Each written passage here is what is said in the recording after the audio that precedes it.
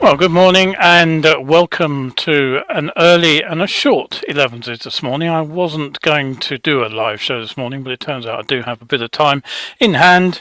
I've just had to start a little bit earlier than normal. And there's, as I say, it's going to be a fairly short show today. So welcome to everybody who's looking in. I'm Kevin Williams of Survival Skills Rider Training. This is my live webcast. Normally goes out on Wednesdays and Sundays. I'll explain what's going to happen for the next couple of weeks in a moment.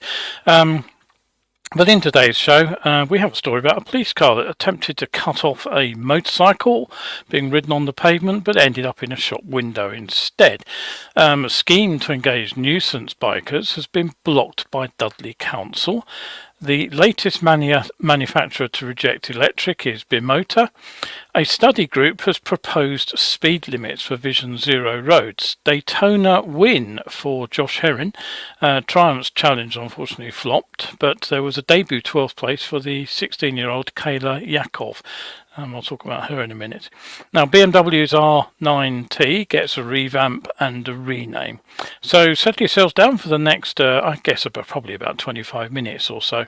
And don't forget, you can always catch up with these shows on Wednesdays and Sundays. They're on YouTube, by YouTube channel, Survival Skills UK. Don't forget the all-important UK on the end. And if you have got a question, a comment, anything you want to say, do drop me a line. I always try to answer you during the show if I possibly can. And if I can't, I will get back to you after the show. And Kevin's looked in. Good morning, Kevin. Nice to see you. All right. Okay. So on with the show then.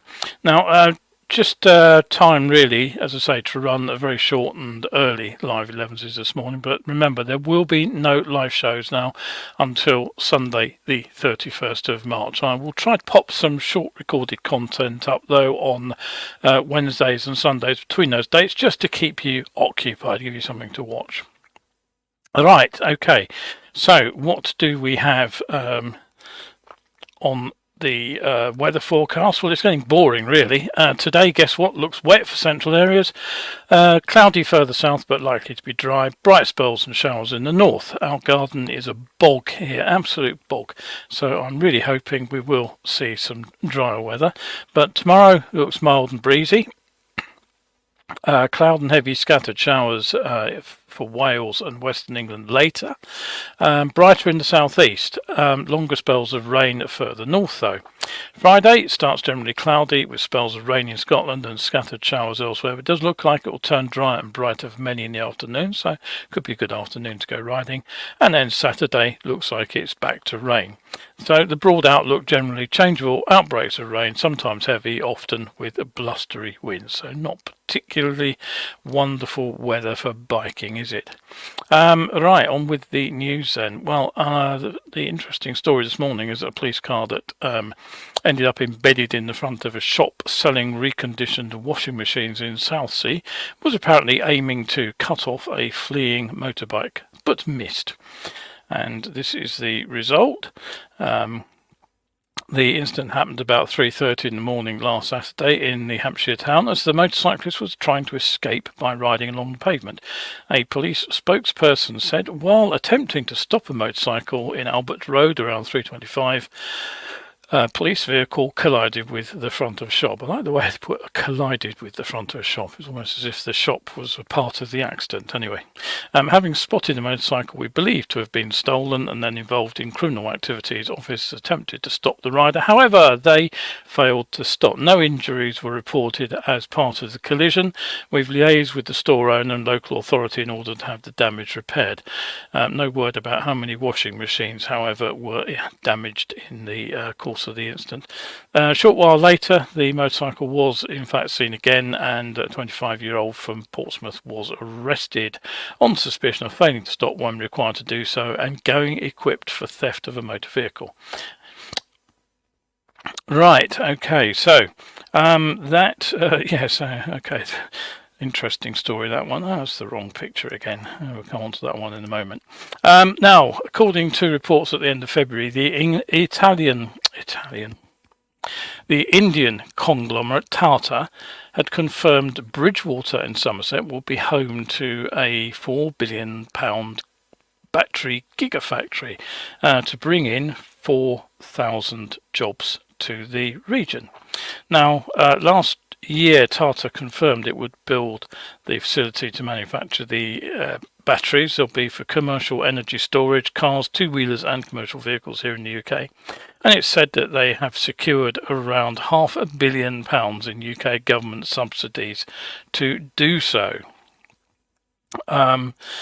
Now, it's now been confirmed that a site formerly used to produce high explosives for military use, which closed in 2008, will be the home for the facility. Preliminary work has already started, it said. Work to establish the factory foundations will begin in spring. Battery production scheduled to commence in 2026, reaching full capacity in the 2030s. Tata Motors and Tata-owned Jaguar Land Rover will predictably be among the first customers. Now, if this story seems like deja vu, that's because it is. It seems to be like a repeat run of the Britishvolt saga.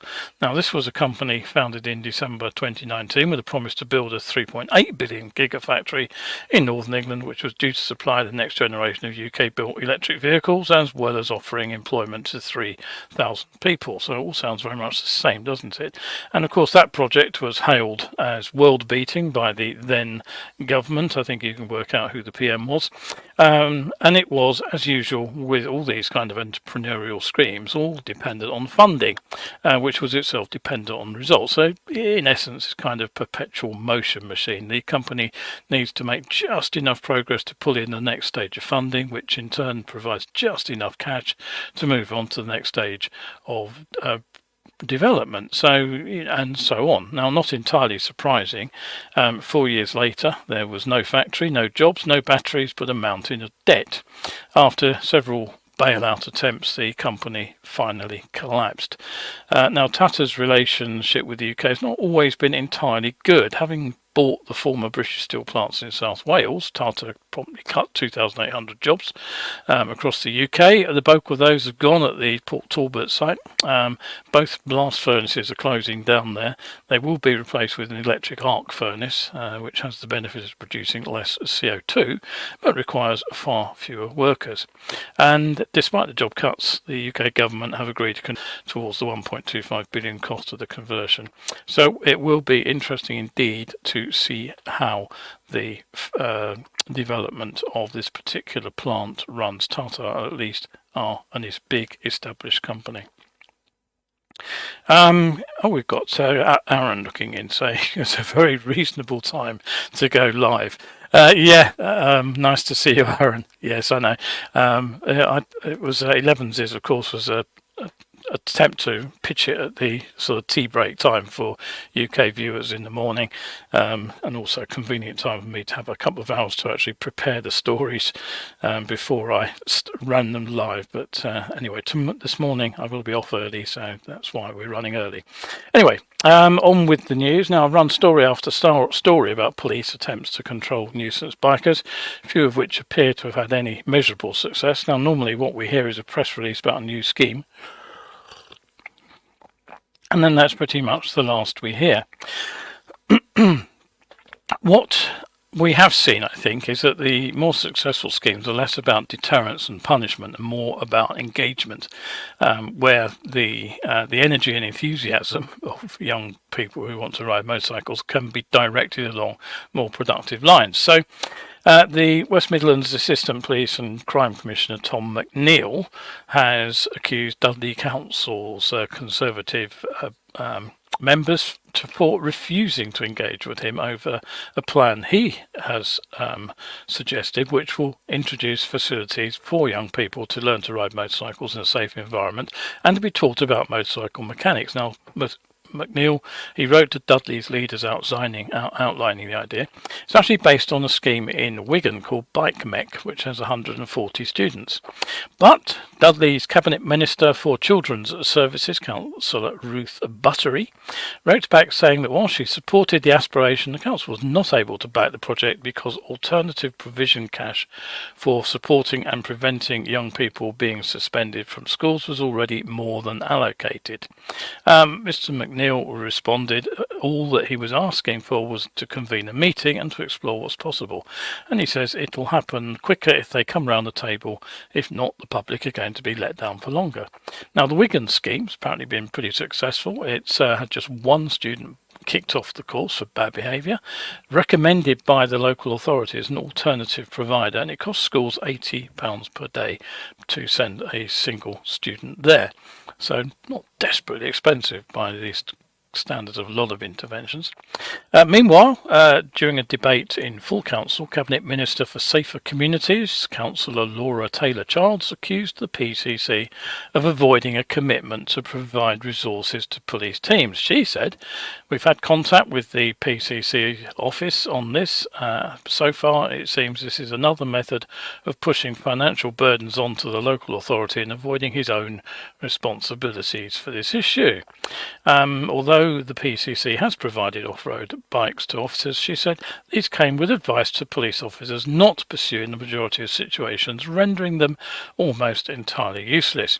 Mr McNeil, he promptly hit back, saying it's not the aim when they go out on bikes to end up in dangerous pursuits. It's a deterrent.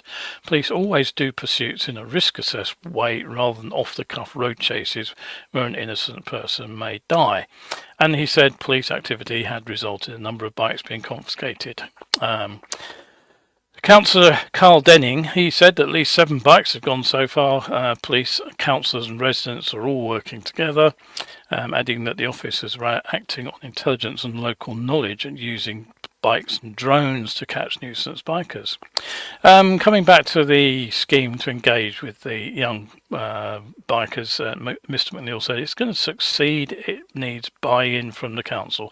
I don't really care about party politics if we can make that happen. Right, okay, anything else I wanted to say?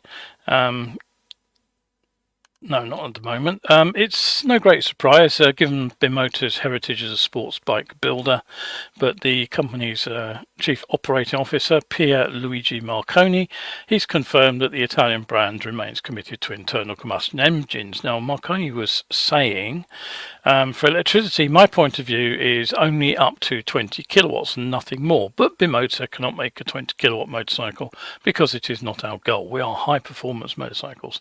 Now, Kawasaki actually has a 49.9% stake in Bimota and supplies engines to the company, but right now their bikes are the only mainstream company actually with an electric motorcycle.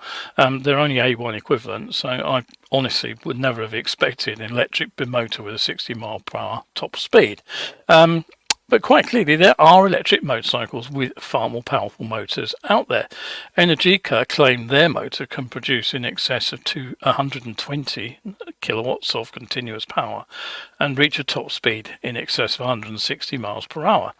And the torque figure of more than 200 newton meters is something few ICE engines can get near. Now, the hitch, of course, is that generating the power and the torque is no problem. You just need a big enough motor. The problem is that that motor consumes energy to produce that power and torque output, and then you struggle with battery size. You need a big battery to get meaningful range, and that brings weight. Even the modestly powered Zeros, they produce around 33 kilowatts, 44 horsepower of continuous power. They have a top speed of just over 90 miles per hour. They churn out 170 newton meters of torque, and that's what gives the bike its acceleration. Now, the Zeros are somewhere in the middle of sort of performance and range. They claim a high-speed range of around 100 miles. My guesstimate on riding the SRZ, I think the one was called, it's the naked, most powerful one, that had the 14.4 kilowatt battery on it, kilowatt-hour battery. They've upgraded it slightly. I guesstimated from my test ride around 85 to 90 miles of range. But they can be rapid charged to 95% capacity in under 90 minutes, so it's possible on those bikes to stop for lunch, for example, and get most of your battery range back. This story actually dates from just before Christmas, but given the timing and the fact that a number of mainstream manufacturers, including Triumph, KTM, Suzuki, they've all found a way to make much the same statement, it really does sound more and more to me like an industry-wide pushback, an organised pushback against electric motorcycles. But frankly, expecting special treatment from governments to allow you to continue building electric ICE engine motorcycles when electric is taking over everywhere else is likely to end badly for the industry, I would say. Mind you, it's all rather redundant if the proposals by a group of Swedish researchers ever make it into the statute books. They've been working to predict the maximum speeds that could be permissible in different driving environments if collisions were to be managed in line with the Vision Zero concept of no deaths and the likely improvements in vehicle technologies which they expect to have been achieved by 2030 on new cars. But as they explain, despite improved design principles, human crash tolerance will be, quote, the ultimate boundary condition to guarantee a safe outcome in a crash. And as they point out, there is no safe speed for vehicles running over vulnerable road users. So here are their recommended maximum travel speeds in different road environments. They say between 5 and 7 kilometers per hour in pedestrian priority areas. They say 40 kilometers per hour in mixed traffic urban areas, but only if there are no obstructed sensor sight lines, for example, where there are parked vehicles along the sidewalk or pavement. So basically you would have to take all those parked vehicles away and leave a completely clear field of sight for a 40 kilometer speed limit to be acceptable. We obviously, where I live, is typical London street, houses on both sides, cars on both sides. Presumably that means we couldn't have a 40 kilometer hour limit here. It would have to be 5 to 7. On roads without mid and roadside barriers, and again presumably with clear sight lines, you could go between 50 and 80 kilometers per hour. That's 30 to 50 miles per hour. On a road with continuous mid and roadside barriers, so that would be motorways, but motorways fitted with crash barriers on the near side too, you could expect to travel at around 100 kilometers per hour plus, it says. So how much you can go up for that, I don't know. And they also want restrictions at intersections of 40 to 60 kilometers per hour. And they say these limits can be used to inform the development and amendment of transport planning guidelines. Now, if you feel the need to go and read the whole thing, I do have a link for you here. I'll just copy that up for you. It should be going up on screen any moment. There we go. There it is. So those are fairly swinging speed restrictions, all in line with Vision Zero. Whether they'll come to pass, I don't know. It's worth pointing out, of course, that the car and the motorcycle, the sensor technology that has been developed by 2030 won't actually be on most of the vehicle fleet until well into the following decade. Now, over in Daytona, Josh Herrin has clinched his third career victory at the 2024 edition of the Daytona 200, and that was run, as always, at the Daytona International Speedway. A slick pit stop allowed him to take command of the race, and after 57 laps, his Warhorse HSBK Racing Ducati Panigale V2 crossed the line just over 45 seconds ahead of Tyler Scott on his GSXR 750 Suzuki, and the third rider from the US, Hayden Gillum, was a further 9 seconds back in third. Triumph's challenge unfortunately faltered. Richard Cooper, on his second visit to Daytona, crashed out following a poor pit stop, which had dropped him back into the pack after he'd been running at the front on his Triumph STR 765 RS, and fizzled out completely as Peter Hickman's top 10 finish evaporated when his bike suffered an issue 3 laps from the end. The best British finisher was Matt Truelove, running his Truelove Brothers Racing Suzuki GSXR 750. He was 1 lap down in 14th. But watch out for Kayla Yaakov. Now, the 16-year-old, she finished a lap down in 12th on her Rahal Ducati Moto Ducati Panigale V2. But it's been a fairly meteoric rise for her. Just 3 years ago, she was competing in the Mission Mini Cup by Motul Championship. She joined the Moto America Junior Cup Championship midway through the 2021 season when she turned 14. And in less than 2 years in that championship, she tallied 4 wins and 12 podiums.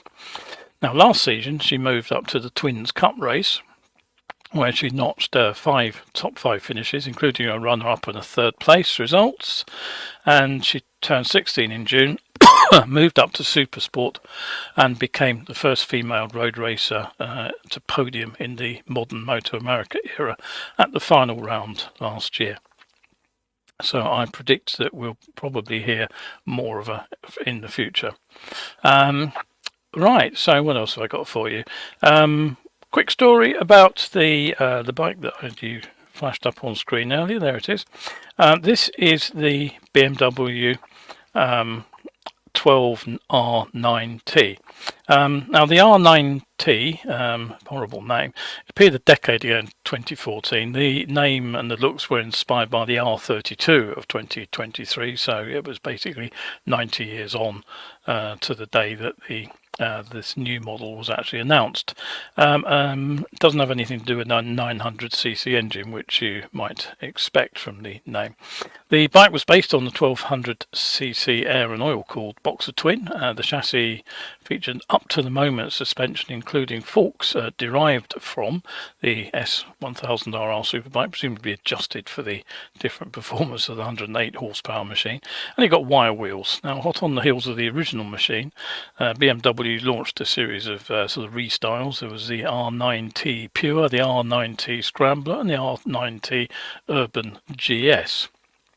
The bike got some tweaks in 2010 when it got the Euro 5 engine adjustments. There were additional rider aids, minor styling changes, but the big update has just happened. Now, looks wise, the bike gets updated styling, plus a revised tubular steel chassis, which is now one piece, said to be lighter, simpler and easier to produce than the previous bike's two-piece frame. Now, the downside is that since subframes are often one of the pieces badly damaged in crashes, a replaceable subframe can save a bike from the scrap heap, so presumably the saving in cost and production comes at the expense of repairability.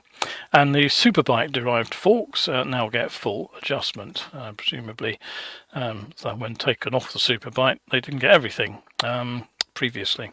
So what else can we tell you? Well, the other bike tweaks make the engine compliant with the forthcoming Euro 5 Plus emissions. You also get an optional up-down quick shifter, and you can specify a TFT dash rather than the standard analog digital clocks. But it's an unbelievably clumsy name, which is the big change. I don't know why they have to call it the BMW R1290. The new machine, though, will set you back £14,420. That's just a few pennies cheaper than Ducati's Scrambler 1100 Sport Pro. Or for another £2,500, you could ride away on Norton's £16,999 Commando 961 SP, which I think is by far the more attractive looking bike. But frankly, with the state of my wallet, it's all very academic. Now, as I say, it's time to wrap up today. Kevin says, here's a thought: encourage pedestrians to look more before stepping into the roads. Well, we can have this argument till the cows come home, going around in circles. Yes, pedestrians should look before they cross the roads, but sometimes they don't, and the whole idea of Division Zero is to protect them when they make mistakes. And there are plenty of other vulnerable road users, cyclists, horse riders, and dare I say it, motorcyclists too. Right, so as I say, that's it. Time to send the show to the not the knacker's yard, but we'll wrap up now. If you've enjoyed the show, please do take a moment to subscribe and like the video. That'll help promote it to other people. Always important to try and get those likes and subscriptions out there to get the channel noticed. Don't forget my other videos: 60-second safety, 60-second science. There are no new ones up at the moment, but I will be coming back to those when I'm back in April. And that is pretty much it for today. As I say, look out for the mini recorded shows which will be coming in the interval between now and the next live show, which will be Sunday the 31st. So if you are out there on your bike today, make sure that you stay shiny side up. Thanks again. I'm Kevin Williams. This has been ELEVENSES, and thank you very much indeed for watching once again. And I will see you in a couple of weeks.